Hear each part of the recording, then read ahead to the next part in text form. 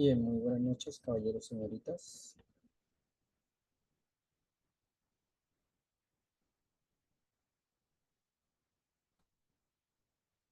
Siendo hoy 4 de diciembre del 2024, pues vamos a darle inicio a este quinto encuentro de avance en el desarrollo de la competencia transversal de interactuar para el grupo de contabilización de operaciones comerciales y financieras. Permítanme un segundo, compartir pantalla. Bien. Tener presente pues que estamos ya básicamente en nuestra fase final de avance de la competencia. Tenemos, o digámoslo más bien, recordar que estamos ejecutando la competencia de interactuar en los contextos productivos y sociales que hace parte de la fase del proyecto de ejecución. Esta competencia integra 4 resultados de aprendizaje que con estas dos actividades que vamos a entregar esta noche, los lineamientos, pues se consolidarían las condiciones para que ustedes a través de las evidencias de aprendizaje cumplan con estos 4 resultados. Tener presente que hemos venido teniendo encuentros desde el pasado 6 de noviembre y que hasta el momento vienen en ejecución 4 actividades. El día de hoy vamos a presentar la descripción de 2 evidencias, que serían la 24.001.526 de la guía 3, evidencia 5, y de la guía 3 también la evidencia con código 24.001.526, actividad de aprendizaje 6. Son 2 evidencias que se presentan para el día de hoy, pues teniendo en cuenta básicamente que los lineamientos establecidos para estas 2 actividades se construyen a partir de la misma información de apoyo. Es decir, esta es una actividad que puede ser desarrollada a partir del paquete formativo denominado Ser Agente de Cambio.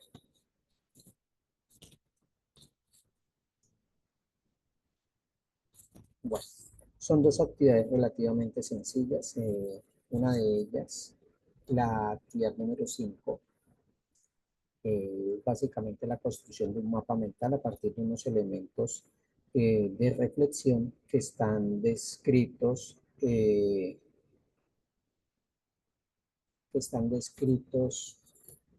digámoslo así, a partir pues de toda una historia que se encuentra inmersa en el paquete formativo Ser Agente de Cambio, historia que tiene que ver básicamente con lo asociado al conflicto que se ha vivido a lo largo de la historia.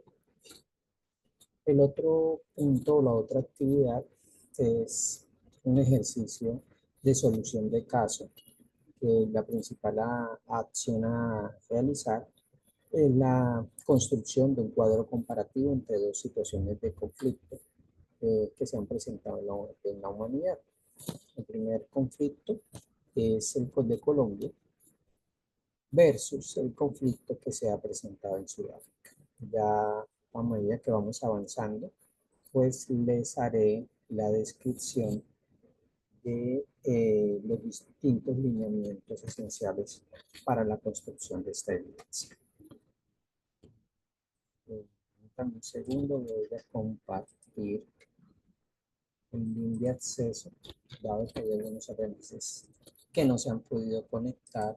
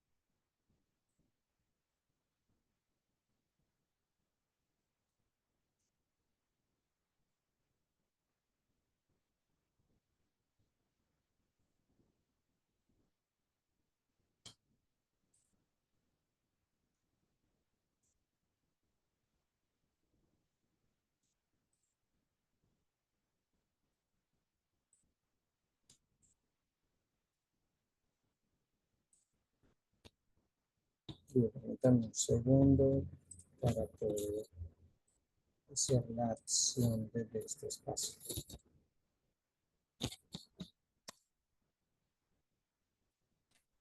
Listo.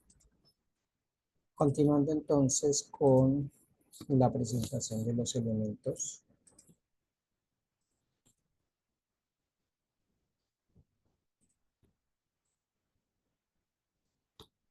Perdón.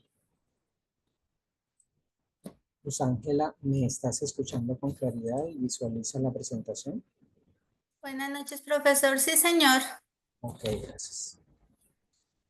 Bueno, entonces continuamos. Les contaba Luz Ángela que esta última evidencia o digámoslo así, estas últimas actividades que hacen parte de la competencia son dos ejercicios. El primero de ellos denominado mapa mental y el segundo de ellos denominado documento colaborativo, solución de caso, que en sí es la acción de generar un proceso de cuadro comparativo entre dos situaciones conflictivas.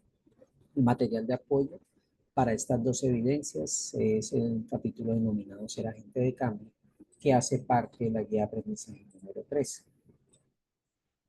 La actividad pues básicamente gira en torno a la realidad que se ha presentado en Colombia en las últimas décadas y que está asociado a una historia de violencia. Hoy en día pues desde muchos sectores de la sociedad se habla de la violencia que se vive en la actualidad, pero pareciera que se hiciera de alguna forma caso omiso a las raíces o a las circunstancias que han originado que esta violencia exista.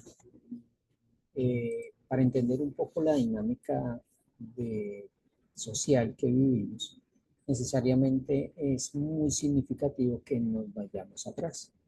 En ese orden de ideas, pues la información de apoyo que tienen ustedes los va a llevar a diferentes realidades o hechos que se han presentado y que demuestran desde dónde posiblemente se vienen generando todas estas circunstancias violentas. Un aspecto esencial que ustedes deben lograr construir es poder diferenciar lo que significa la violencia de el concepto de conflicto. En los medios es muy común que, digámoslo así, los manejen como sinónimos, pero lo cierto es que el concepto de conflicto es una realidad propia, natural y posible de cualquier interacción social. No importa si hablamos de la familia, no importa si hablamos de la pareja, no importa si hablamos de los compañeros de trabajo. El concepto de diferencia o de conflicto es una realidad de las acciones sociales. En cambio, el fenómeno de la violencia es la respuesta que se presenta o es la manera como muchas personas reaccionan ante determinadas circunstancias que desafortunadamente su respuesta carece en muchos sentidos de raciocinio, carece en muchos sentidos de empatía y termina generando realidades que atentan contra la dignidad, contra la integridad de los demás y obviamente atentan contra el orden social. Nosotros tenemos cualquier cantidad de hechos que soportan el por qué se vive hoy en día lo que se vive. Ustedes en la información de apoyo van a encontrar que el documento los lleva a hacer análisis desde el año 1810 con algo que se llama la patria boba. Se hacen análisis de una violencia que se presentó denominada, o hechos de violencia que se presentó denominada la Guerra de los Supremos, que se presentó entre 1840 y 1842, y que no fue otra cosa de confrontaciones muy fuertes entre los principales líderes de las fuerzas, por llamarlas así, militares de esa época. Eran conflictos internos entre los líderes que de alguna manera dirigían las tropas en todos los procesos de conquista y de libertad que se manejaron en dichos momentos. Hacia 1898 y 1912 se genera otro nuevo hecho de violencia denominado la Guerra de los Indíes. En el 48 se da un fenómeno social bastante fuerte llamado el Bogotazo. Ustedes en la información de apoyo pues van a encontrar por qué se presentó el Bogotazo y cuáles fueron las implicaciones y las consecuencias de esto. Hacia 1958 también se presenta un hecho, digamos, que empieza a marcar líneas muy fuertes en cuanto a la manera de entender el Estado y el gobierno, y nace algo que se llamó el Frente Nacional. Y en paralelo, pues también se da el nacimiento de la Alianza Nacional Popular. Ello pues demuestra de que hay diferentes sectores que van surgiendo y que esas diferencias enmarcan maneras muy particulares de actuar por parte de las personas de esa época. La violencia pues empieza a ser cada día en esos años, digámoslo así, más presente y más fácil de acceder al contexto nacional, pues gracias a los medios de comunicación, gracias a las posibilidades de que las diferentes regiones rápidamente se puedan enterar de lo que sucede. Y dentro de las distintas inconformidades que se podían presentar aparece un movimiento denominado las FARC, que también la historia de Colombia, pues si ustedes se remiten a los orígenes de este grupo, no es algo gratuito.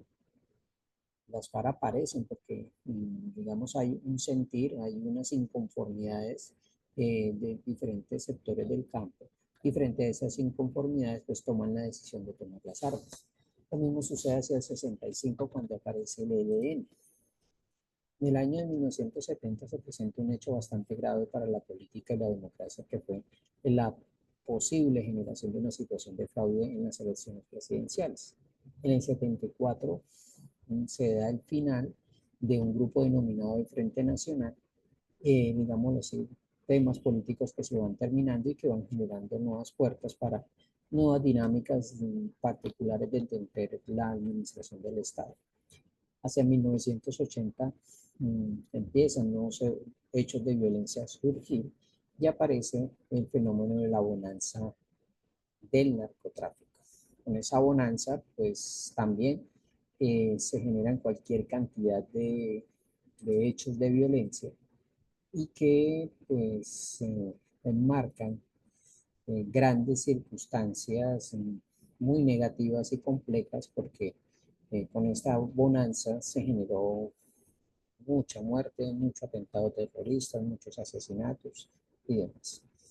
Hacia el 85 se hace la toma del Palacio de Justicia, que es un hecho muy documentado, donde hubo una gran cantidad de violencia por el solo hecho de la toma, pero también frente a la retoma del palacio, porque hay cantidad importante de imágenes y videos que demuestran que muchas personas salieron con vida de esas edificaciones, pero que posteriormente fueron reportadas como asesinadas o sencillamente desaparecidas.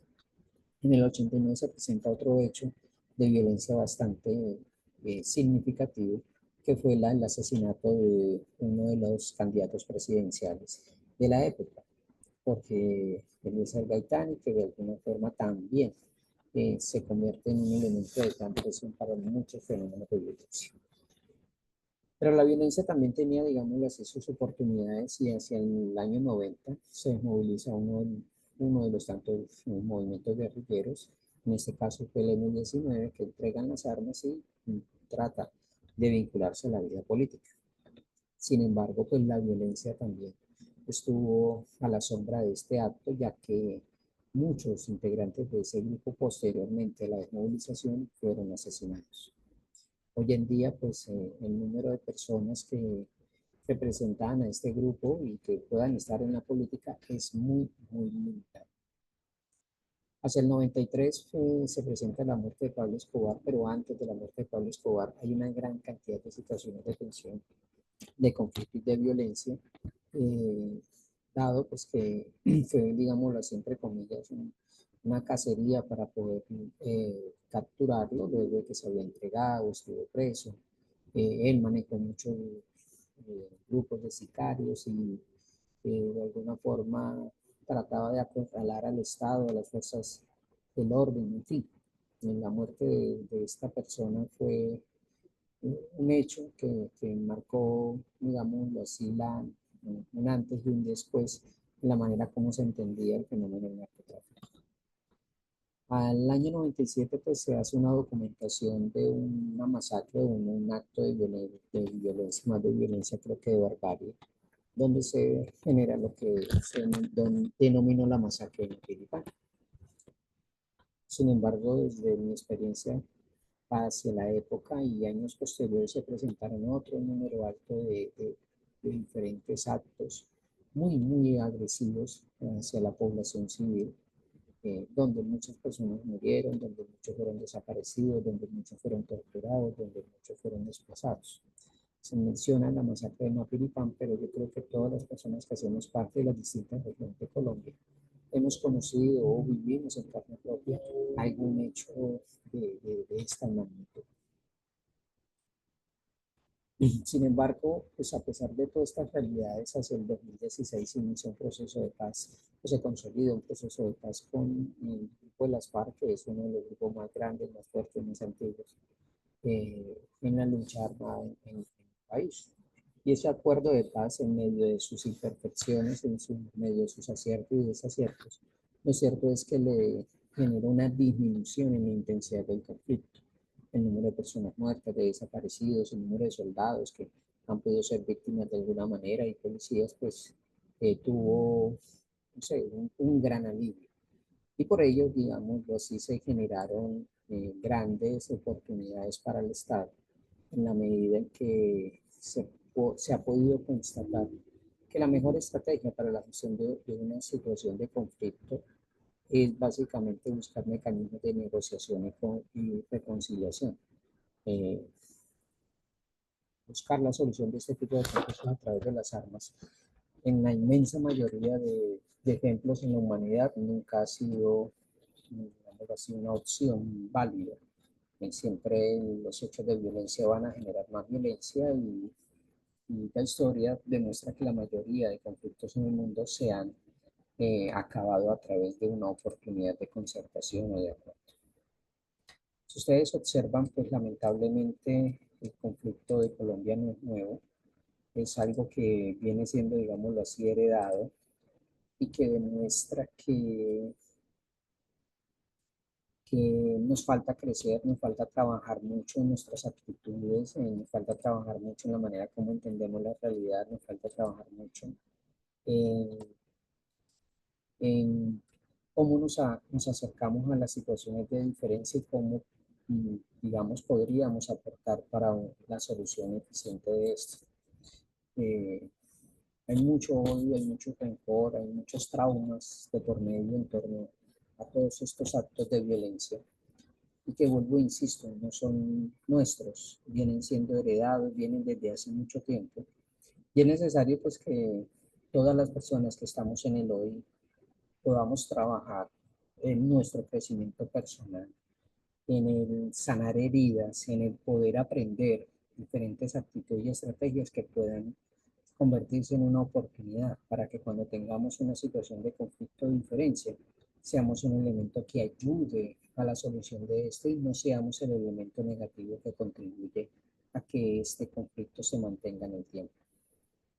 Mm, no es fácil trabajar en nuestro crecimiento personal, trabajar en el fortalecimiento de nuestras actitudes, es un proceso que puede llevar tiempo y sobre todo si de alguna forma nosotros podemos reconocer que podemos estar oscilando entre un comportamiento agresivo o un comportamiento supremamente pasivo ante las situaciones de conflicto.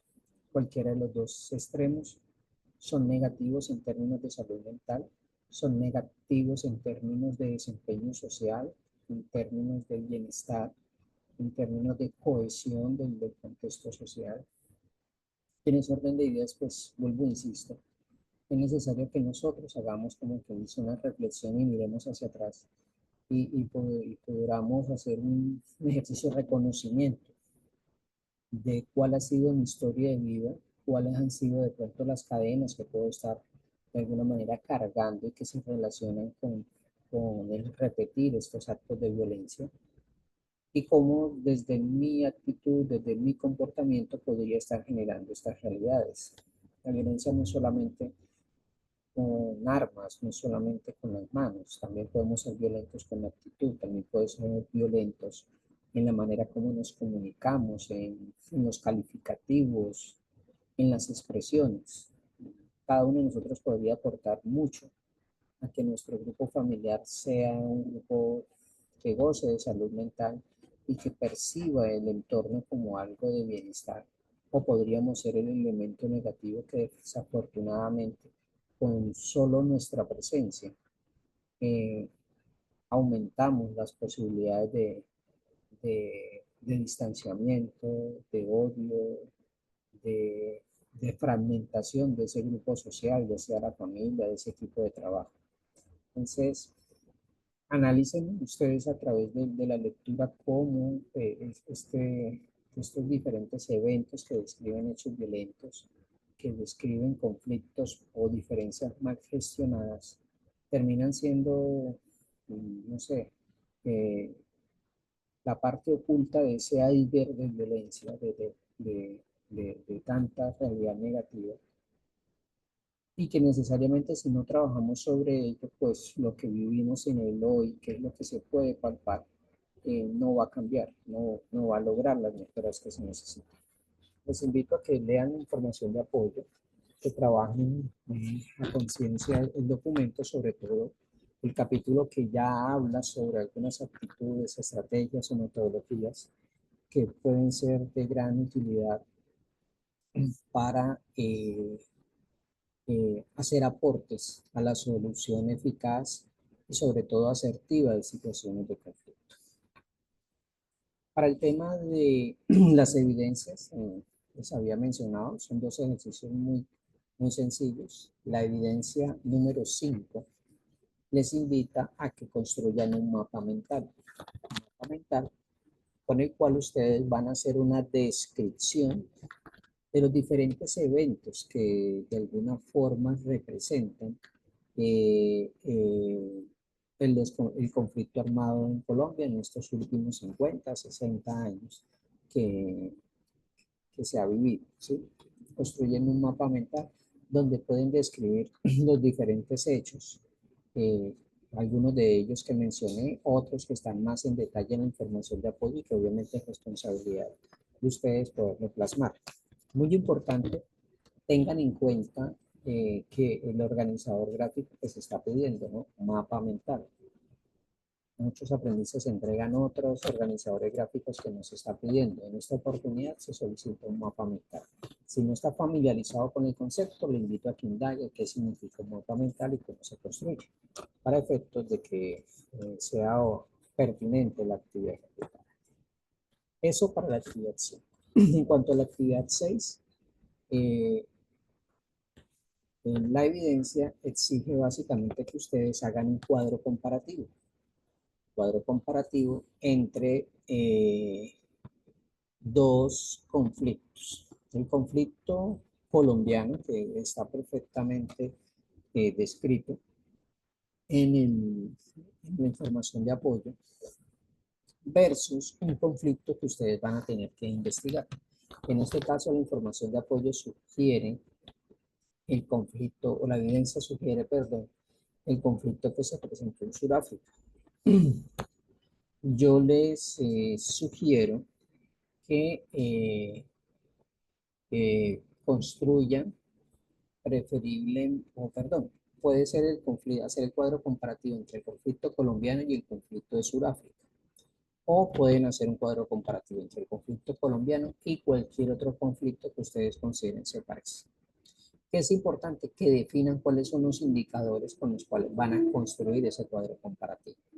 Fecha de inicio, años de duración del conflicto, actores que participaron, cuántas víctimas dejó, eh, cuáles son los mecanismos, cuánto duró el proceso de paz, digámoslo así, de ese conflicto, si ya terminó ese conflicto, no ha terminado, quiénes son las víctimas, cuáles son las estrategias de, de solución o de negociación que se presentaron para ese conflicto, si fue una negociación, si fue una mediación, eh,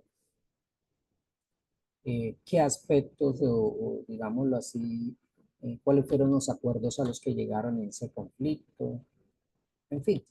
Ustedes estructuren un cuadro comparativo y definan 7, 8 indicadores que sirvan para hacer la comparación de estas situaciones conflictivas, ¿sí? Luego vienen unas preguntas de reflexión que necesariamente para poderlas construir tienen que haber leído el documento de apoyo. ¿De qué manera se fortalece la paz a ser reconocida como un derecho humano? ¿Cómo cree que puede aplicar más que la sesión? Es cómo puede usted aplicar la información de apoyo a la vida cotidiana. ¿Sí? ¿Por qué la información de apoyo? Porque, vuelvo, insisto, allá en la información se describe la historia del conflicto en Colombia y también se plantean diferentes actitudes, comportamientos, estrategias que son de gran utilidad para la gestión de conflictos. ¿Cómo cree usted que se construye paz? ¿Desde dónde? ¿Cuáles son los valores que implica? ¿Cuál es la responsabilidad que tenemos nosotros como individuos para la construcción de esa paz? ¿Sí? Y quiénes deben ser los agentes involucrados en ese proceso del logro de la paz. ¿Quiénes son, digamos, las personas que deberían ser responsables de alcanzar esta condición social? ¿Sí? Actividad 5, mapa mental, y actividad 6, cuadro comparativo con las preguntas de reflexión que acabo de mencionar. Eh, Perdón, por aquí. Luz, no sé si me hice entender con la descripción, si tienes preguntas, inquietudes. No, profesor, la única inquietud es, es que me olvidó lo de, no alcancé a ver la diapositiva de las fechas que siempre me guío. ¿Las dos son para dentro de 8 días? Sí, señorita, es para, tienen la misma fecha de entrega, teniendo en cuenta que pues, se construyen a partir del mismo paquete de formación, que es el capítulo Ser Agente de Cambio. Por aquí. Ah, bueno, profesor, sí, es Y que no. más que eso, pues tener presente que todas las evidencias ya terminarían eh, la entrega. Digamos así, la fecha de entrega ya sería hasta la próxima semana porque ya nosotros estamos finalizando el proceso. De hecho, el 12 es una fecha bastante apretada para mí porque yo ya tengo que haber entregado informes. Eso es muy importante, son 6 evidencias hasta el momento y esas son como quien dice los entregables. Quiero mostrarte de una vez y para que los demás compañeros que vean esto de manera sincrónica, permítanme aquí, puedan visualizar el reporte que generé esta tarde. Es posible que haya cambiado un poquito porque tal vez eh, alguien hubiese entregado, digamos, así una evidencia y desde las 3 de la tarde que fue el momento en que les califiqué a ustedes, lo que llevan hasta el momento para que no la haya captado. Entonces, hasta el momento, las personas que vienen como que les entregando de manera más o menos juiciosa o muy juiciosa las evidencias, está Verónica, Vanessa, Darwin, Diego, Ángela, Joana, José Manuel, y por aquí solo una persona, Erika Gabriela, que ha entregado una evidencia. ¿Sí? O habrán otras evidencias que han entregado, pero que de pronto se les solicitó una corrección o un cambio, en fin. Pero este es como que dice el cuadro de desempeño que llevan hasta el momento. Entonces, invitarlos a todos, a todas, de que hagan el esfuerzo adicional para que, digamos, a este periodo de cese de actividades puedan avanzar y digamos que mm, recibir Navidad teniendo claro que ya están al día con todas las actividades, tanto de esta competencia como las demás competencias que están en el museo. ¿Listo? Ah, bueno, profesor. Y igual usted sube la grabación, ¿cierto? Sí, sí, solo que vamos a tener una lucha porque en una situación aquí administrativa no tengo acceso a Teams, entonces opté por hacerlo por Zoom, espero no tener ningún inconveniente, si no me tocaría doble tarea para dejarles de todos modos una grabación disponible. Ah, bueno, profesor, sí, anoche también eso nos explicó la profesora Sara. Ujú. No, Pues, eso ha sido horrible para nosotros porque eh, nosotros nos ponen muchas evidencias y la herramienta que utiliza el SENA es Teams. Entonces, de hecho, nosotros tenemos que entregar portafolios, informes y todo se hace a través de esta aplicación del Drive que tenemos compartido con Coordinación Académica y que nos tienen volando con esto. Pero bueno, estamos aquí es para poder facilitarles a ustedes de que avancen en su proceso de formación. Y sé que como insisto, la formación virtual nos ofrece grandes ventajas cuando nuestro ritmo de trabajo, cuando nuestro estilo de vida no nos permite ir todos los días al mismo sitio, a un salón de clases, a cumplir 6 horas de sesión de lunes a viernes. Entonces, para las personas que tienen la necesidad de poder hacerse un título técnico, tecnólogo, incluso profesional en diferentes instituciones, la virtualidad es la gran oportunidad. Pero para ello también se requiere mucha actitud. Dicen, mi necesidad de logro, mi necesidad de éxito debe ser mayor que, no sé, la desconcentración, debe ser mayor que la desmotivación, debe ser mayor que la invitación a salir, la invitación a hacer lucha. Es un cambio en el estilo de vida, pero que tenemos muy presente que a veces es nuestra única oportunidad frente a mi realidad y la única oportunidad de acceder al título que uno, digamos, está proyectando. Entonces, invitarlos, animarlos a que hagan esos esfuerzos adicionales porque, digamos, ya hemos ido avanzando de a poco y creo que el área en que ustedes se encuentran matriculados es un área que en cualquier sector administrativo de cualquier campo de acción siempre van a tener un espacio.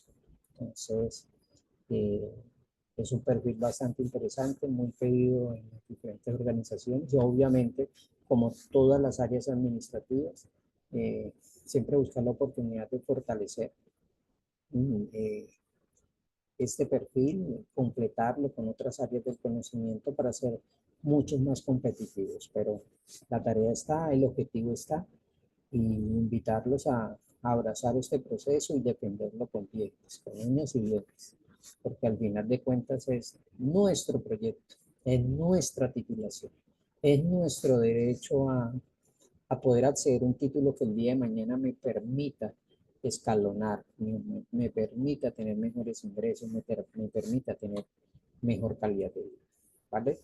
Entonces, esta es como la última sesión. Igual yo estoy en comunicación con ustedes. La profesora nos tiene a todo el grupo ejecutar como quien dice volando, pero todos sabemos perfectamente que es de buena manera, de buena vibra y obviamente para que todos podamos ayudar a la consecución de los objetivos que ustedes tienen. ¿Listo? Luz, agradezco que me acompañaras y bueno, cualquier cosa, cuenta con un servidor, ¿vale? Bueno, profesor, muchas gracias. Feliz noche. Igualmente, feliz noche.